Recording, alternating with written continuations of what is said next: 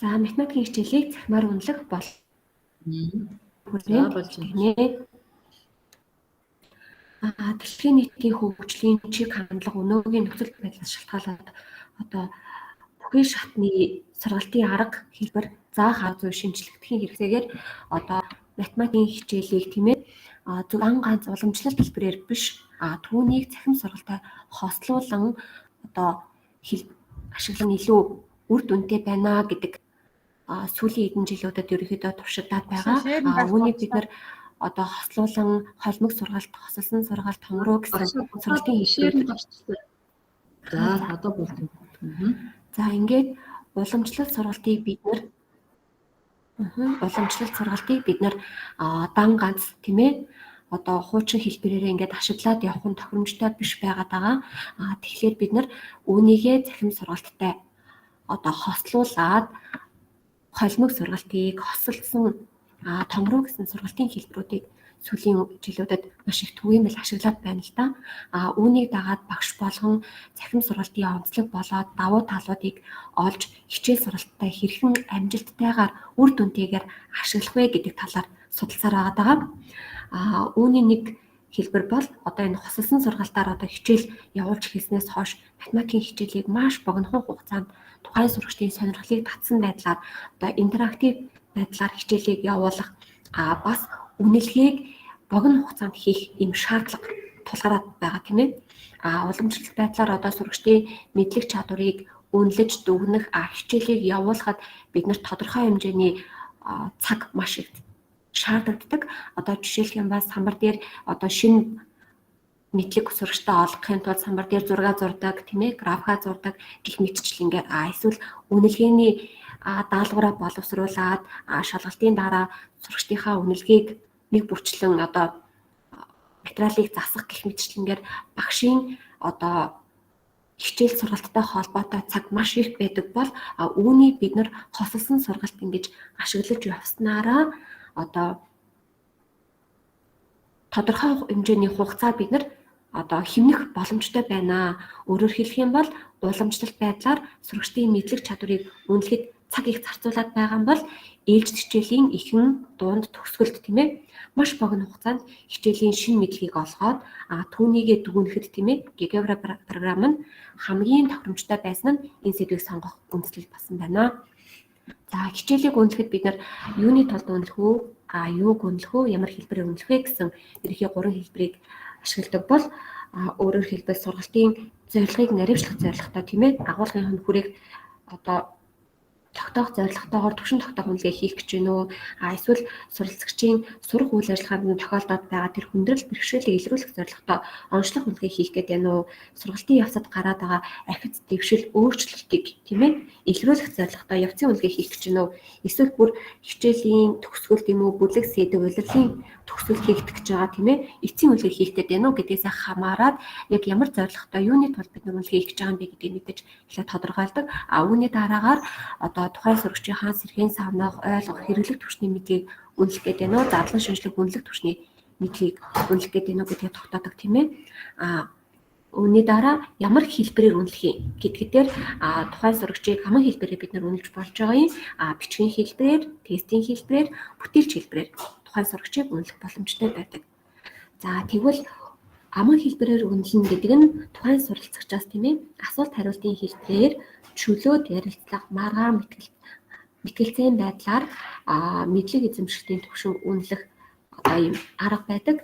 Энэ нь математикийн хичээлдэр түгээмэл ашигладаг хэлбэр нь болохоор шүүлэг, харилцан яриа, бие даалт хамгаалах багтдаг бол бичгийн хэлбэрийн үнэлэх арга дотор болохоор суралцагчдыг нэг цаг хугацаанд хамарч чаддаг тодорхой асуудлыг тавиад тухайн агуулгын хүрээнд тийм ээ тухайн агуулгыг эзэмшсэн нисхийг нь тодорхойлох зорилготойгоор одоо хариулан бичих, бодох, тооцоолох, схем, диаграм зурах, график зурах зэрэгээр тийм ээ тухайн сэтгэлгээний алхам бүрийг нь хянах зорилготой даалгаврыг бичгийн хэлбэрийн үнэлгээний даалгавар гэж нэрлэдэг байгаа.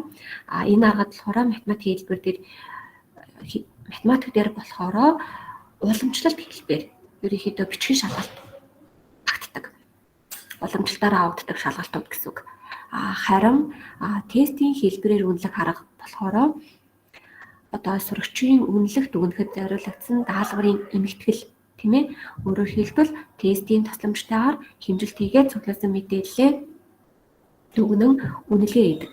За энд болохоор хариулах тест, нэг сонголттой, олон сонголттой нөхөх тохируулах тест зэрэг багтдаг бол бүтээлч үнэлгээний аргад болохоор онлын мэдлэг тулгуурсан бүтээл хийх суралцагчийн одоо мэдлэгийн түвшний ахис дэвшлиг нь үнэлэх зорилготойгоор тийм ээ ийм бүтээлч үйл ажиллагааг хөгжүүлж байгаа энэ арга багтдаг. За энэ дээр бид нар математикийн хичээлдээр ямар хэлбэрээр бүтээлч үнэлгээний аргыг ашигладаг вэ гэхээр хамт олноороо одоо тийм ээ хилцүүлэх эсвэл одоо тухайн сурагчид маань ингээд тухайн агуулгатай холбоотой бүтээл хийх тухайн одоо агуулгыгаа багтаасан тийм ээ одоо шинэлэг одоо юм санаануудыг оруулсан бит ч юм уу тийм ээ бит бос юм цахим хэлбэр бүтээл хийх боломжтой ийм хэлбэрийн үнэлгээний аргууд байна. За тэгвэл бид нар GeoGebra программыг ашиглаад эдгээр бүх төрлийн дөрвөн төрлийн аргуудыг одоо танхимын сургалтын үед хэрхэн үнэлж байсан. Тэгвэл онлайн буюу одоо энэ одоо цахим хосолсон сургалтын үед үнэлэхлээрээ ямар давуу тал болон сул талууд гарч ирээд байгаа юм бэ гэдэг дээр ерөнхийдөө өөрийнхөө одоо хичээл сургалтандаа ашигласан хэрэглэгдэхүүнүүдээ сурагчдтай туршиж үзээд эндээс гарсан юм дүгнэлтүүдийг хийхээ зорилоо. За аман хэлбэрийн үнэлгээнд сая бид нар дурдахдаа ярилцлагын хэлбэрээр сурагчдыг аман хэлбэрээр үнэлж болох юм байна. Асуулт хариултын хэлбэрээр үнэлж болох юм байна. За тэгвэл ярилцлагын хэлбэрээр сурагчдыг үнэлнэ гэдэг нь суралцагчийн мэдлэгийн түвшинг шууд тодруулж өгдөг. Өөрөөр хэлбэл хичээлийн эхэнд дунд тэгээд хийгдэж болдог үнэлгээ. Өөрөөр хэлбэл одоо энэ 61 дээр харуулж байна функцийн график байгуулах сэдвийн сэргээн санах хэсгийн даалгавар байгаа. За тэгвэл сэргээн санах хэсгийн даалгаврыг одоо хүүхдүүдтэйгээ хамтраад ажиллаж явах хугацаанд яг тухайн агшинт гэсэн үг тийм ээ. Тухайн сурагчдын одоо үг сэдвийг сэргээж санаж гэнэ үү, мэдж гэнэ үү, мэдгүй байна уу гэдгийг багш аман байдлаар тийм ээ асуугаад тухайн сурагчийг богино хугацаанд үнэлэх боломжтой. Энэ нь болохоор сурагчийн сэргээн санах, ойлгох, хэрэглэх түвшний тийм ээ эхний 1 2 3 түвшний мэдлэгийг нь үнэлэх боломжтой байдаг. Үүнийг бид нэр танхимын сургалтаар болохоор багш сурагч яг 1 цаг хугацаа 1 орон зайд байгаа үед энэ ярилцлагын аргаар сурагчдыг үнэлж болж байгаа юм. Тэгвэл онлайн буюу одоо юм хосолсон сургалтын үед болохоор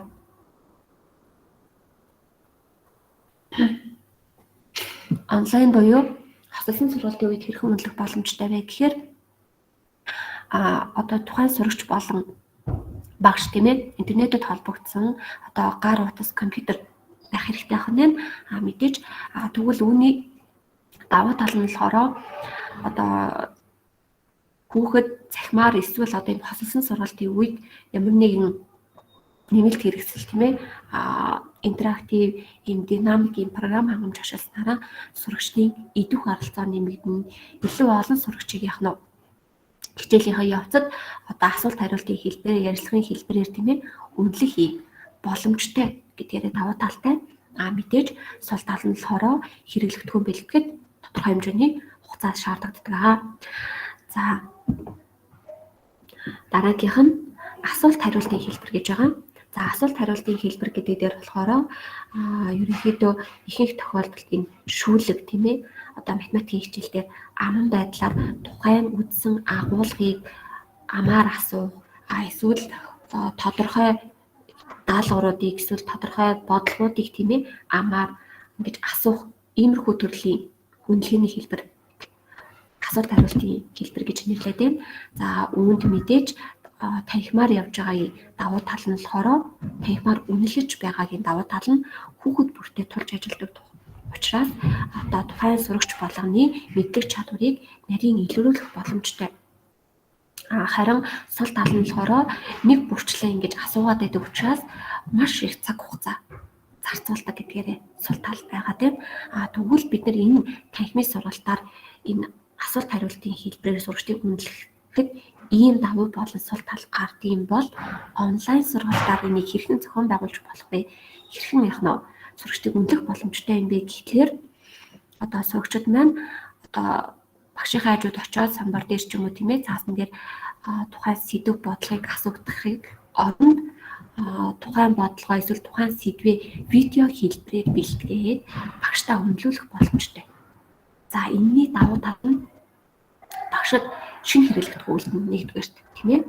Хоёрдугаарт шалгахад орон зай болоод цаг хугацааны хувьд уян хатан байна. Багш өөрийн завтай цагтаа хизээж ямар ч цаг хугацаанд ямар ч орон зайд хүүхдийн явуулсан материалыг үнэлэх боломжтой гэсэн үг. За харин сул тал нь болохоор урьдчилан зааварчилгаа маш сайн өгөх хэрэгтэй. Өөрөөр хэлбэл одоо ямар одоо жишээ сэдвийг хүрээнд хүүхэд маань видео бэлдээд тийм ээ өөрийнхөө мэдлэгийг үнэлж байгаа тохиолдолд за ямар алхамаар одоо видео маань ямар байдлаар бэлтгэгдсэн байх ёстой юм одоо юу тайлбарласан байх ёстой юм агуулга нь ямар байх ёстой юм ч гэдэг юм уу тийм ээ одоо нэг бүршин дэлгэрэнгүй тайлбарлах ёстой ч юм уу тайлбарлах ёстой гэдэг ч юм уу тийм ээ тэрийг нь зааварчилгаагаа урьдчилсан байдлаар маш сайн өгөх юм бол энэ нь багшийн хувьд болон сурагчийн хувьд цаг хугацааг хэмнэн яагаад гэвэл хүүхдийн одоо бэлдсэн видео чанаргүй буюу хангалтгүй байгаа тохиолдолд хүүхэд дахин видео бэлдэх шаардлагатай учраас зааварчилгаа юусаа өгөх шаардлагатай байна. Гэхдээ энийг мэдээж хэд удаа хийснээ дараа ерөнхий нэг загварууд нь бол гарах бах. Тэгээ шаардлагатай бол яг нь дахин сайжруулах гэсэн ийм сул тал байгаа. Ингээд бэлдээд авсан байгаа хүүхдүүдээс авсан энэ материалыг, энэ даалгаврыг эсвэл энэ сэдвийг багш өөрийнхөө одоо сан болгоод авчих юм бол дараагийн сурагчдад үзүүлэх ийм маш их цаг хугацаа хэмээсэн ийм нэмэлт ийм сантай болох ийм давуу талтай байна. За дараагийн бичгийн хэлбэрээр үнэлгээний хэлбэр дотор болохоор би энэ тооцоолол, схем, диаграм, график зурх гэдэг ийм хоёр байдлаар салгаад авсан. За энэний гол шалтгаан нь болохоор за тооцоолол гэдэг дээр одоо жишээ нь тухайн үздсэн агуулгын хүрээнд тавигдсан даалгаврыг яг тодорхой хугацаанд хийж үздэг төрлийн ийм даалгавар гэсэн үг тийм ээ уламжлалтаар авагддаг даалгавар. За тэгвэл энийг танхимын сургалтаар авах юм бол тухайн сурагчийг үнэлэх юм бол ямар давуу тал үүсэх юм гэхээр сурагчийн зүгээс цаас үзэг байхад л сурагч тийм ээ өөрийн мэдлэг чадварыг өгөгдсөн богино хугацаанд үнэлүүлээд гарах ийм давуу талтай. Маш бага хугацаанд гэсэн үг тийм ээ өгөгдсөн цаг хугацаанд.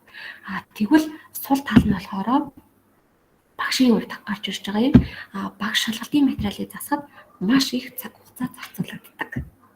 За энийг бол ялангуяа математик хичээлдээ бол маш их цаг хугацаа зарцуулагддаг тийм. За үүнийг онлайн буюу хосолсон сургалтаар одоо шийдснээрээ ямар давуу тал үүсэж байгаа юм гэхээр одоо эцсийн үр дүн тийм ээ багшийн оролцоогүйгээр үнэлэх боломжтой. Зарим бодлогын хувьд болохоор ер нь бол их бодлого ягаад гэвэл одоогийн байдлаар миний одоо ашиглаж байгаа бэлдсэн хэрэглэгдэхүүнүүд нэг миний судалж мэдсэн хүрээнд байгаа учраас илүү энд маш их нөөц байгаа тийм манай GeoGebra програмд маань энэ бүх нөөцийг ашиглаж чадж байгаа тохиолдолд бол би заавал зарим бодлого гэж тодтохгүй байх гэж бодож байгаа.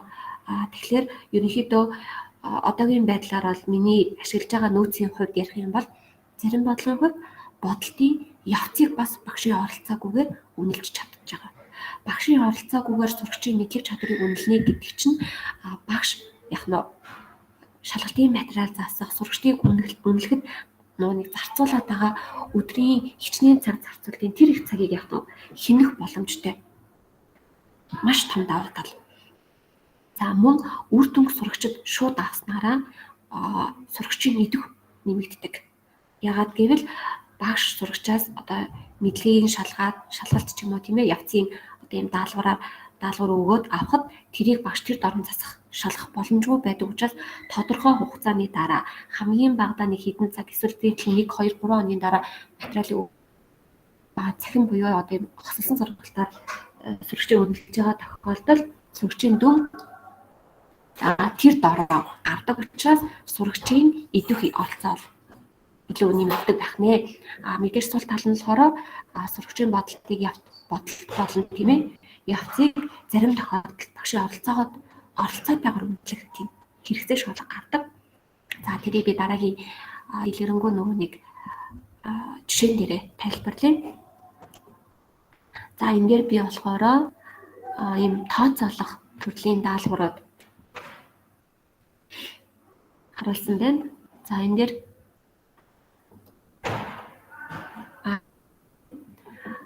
тооцоолох төрлийн даалгавар одоо жишээлх юм бол энэ жишээ бол аль бүрийн илэрхийллийг тийм ээ одоо ийм олон гишүүнд хэлбэрчлэх юм төрлийн даалгавар байгаа юм байна.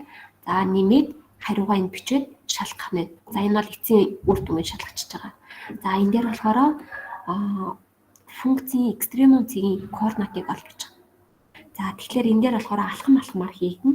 Эхлээд одоо экстремум буюу stationary point-ийн координатыг олоход бол бид нар curve-ээс уламжлал авдаг. За уламжлалаа хэрвээ аваад энэ алхмыг хийсэн тохиолдолд дараагийн алхам маань гараад ирнэ. За энэ алхам хийгдээд x-үүдийг гарч ирнэ. X-ийн утгуудыг олно. X-ийн утгууд олсон тохиолдолд координатыг бичих гэсэн ингээд алхамчлаад хийгдэж байгаа учраас өөрөөр хэлбэл хүүхдийн дэвтэр дээр бичигдэх, цаасан дээр бичигдэх хэвээр алхам болгоныг нь ингээд хийгээд өгчөж байгаа учраас хамгийн сүүлд нь хариултаа шалгахад зөв буруу гэдэг тэмдэглээнүүд гарч ирээд оноо нэмэгдээд явчихна. Тэгэхээр энэ дээр бол цаасан дээр хийгдэж байгаа процесс тэр чигээрээ байгаа гэсэн үг. За харин дараагийн жишээ нь болохоор нөгөө схем зурах, диаграм, график зурах. За энийг салгаж өгсний гол шалтгаан нь гэх юм бол одоо багш нарын маань сүүлийн одоо 2-3 жил тийм ээ ерөөдөө цахим сургалт маань одоо ингээд цахим руу шилжсэнтэй холбоотойгоор өссөн бүсээгүй бүх багш нар тийм ээ одоо юм цахимаар сурагчдад одоо мэдээлэл өгөх, хичээлээ явуулах, тэгээ сурагчдыгаа цахимаар үнэлэх юм хэрэгтэй шаардлага гараад байгаа шүү дээ. За тэгэнгүүт цахимаар үнэлэх гэхээр бид нар одоо жишээлх юм бол энэ тооцоолох төрлийн даалгаврын эцсийн хариу жишээ шалгаж болж байгаа. Гэхдээ энийг бид нар ихэнх нөгөө нэг үнэлгээний даалгавар боловсруулдаг тийм ээ үнэлгээ авдаг одоо Q-сүүд ч юм уу үнэлгээ авах информ хэлбэр дээр болохоор сонгох хэлбэрийн даалгаврууд байдаг. Гэхдээ iSpring ч юм уу ийм нэг төлбөртэй маш өндөр төлбөртэй сайтууд дээр бол ийм үнэлгээний маш олон хэлбэрүүд байна л да. Одоо энэ хэлбэрийг оруулж өгч болж байна. Маш олон хэлбэрийг оруулж өгч болж байна. Гэхдээ маш өндөр төлбөртэй. За тэгэнгүүт энэ график зурах, диаграм зурах гэдэг даалгаврыг ихэнх одоо жишээ нь тэр багш нарын маань ашиглаад байгаа програм хангамжууд шийдэж чадахгүй байгаад байгаа. Үүнийг GeoGebra програм шийдэж чадж байгаа учраас энийг албаар энэ бичгийн хэлбэрээрээ салгаж оруулж өгсөн. За энэ нь болохоор тухайн сурагчийн ойлгох түвшний мэдлэгээс эхлээд үнэлэх түвшний мэдлэг хүртэл шалгах боломжтой байдаг. Мэдээж давуу тал нь болохоор тооцоолох төрлийн нэг даалгавартайгаа танхимын сургалтын давуу тал нь адилхан байдаг. Онлайн сургалтын давуу тал нь болохоор сурагч GeoGebra програмын дээр бэлдсэн энэ нөгөө нэг график диаграм зурх төрлийн даалгаврыг онлайн буюу цахимаар одоо шууд цэгийг хөдлөх замаар функцийн график байгуулад тийм ээ шалгуулах боломжтой бас багшийн оролцоог шалгуулах боломжтой. Үр дүнг шууд авснараа мэдээж сурагч яах нь идэх нэмэгдэнэ. За энэ дээр би жишээ нь өөрийнхөө мэдсэн 2 жишээг оруулсан. Энэ дээр за 5 минут хэвчээ байна. За би бас 5 минут ирсэн байна багшаа та дүгэлт рүү гарах уу? За тэгээд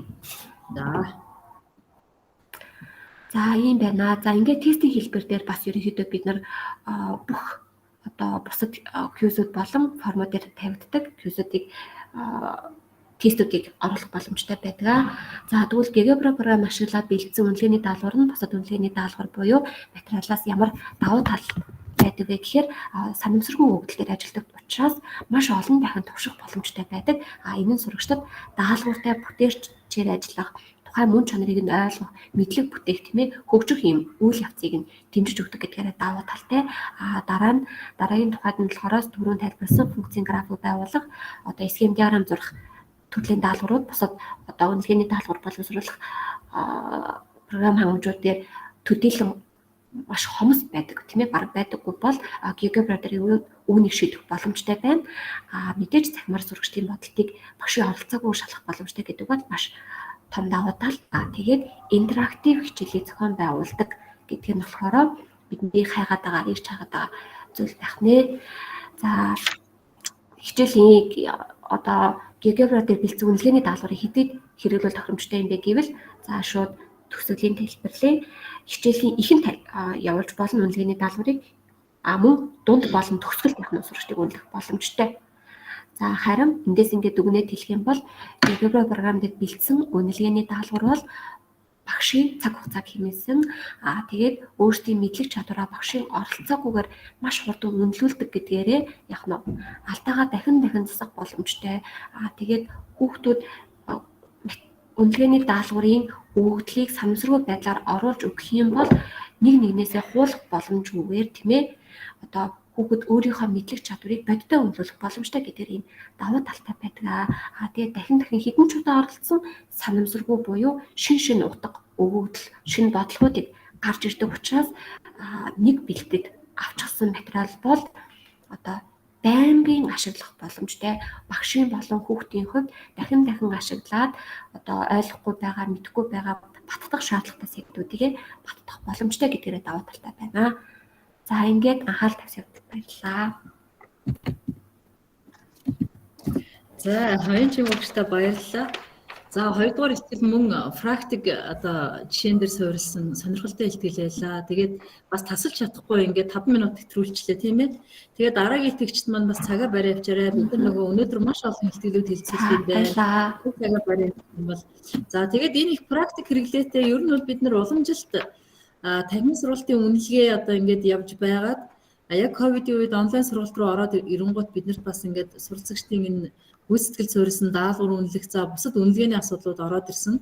За энэ дээр бол багш маань одоо яг математикийн функцийн график байгуулах сэдвийн хичээл дээр яг яаж хэрэгжүүлсэн бэ гэдгийг бодит туршлагыг ярьлаа. Тэгээ бусад багш нар хэрвээ энэ талаар илүү их сонирхож асуухыг хүсвэл шинэ нэрэн олон улсын хөтөлбөртэй сургуулийн оюун чимэг багштай холбогдож болох хаа гэж үзэж байна.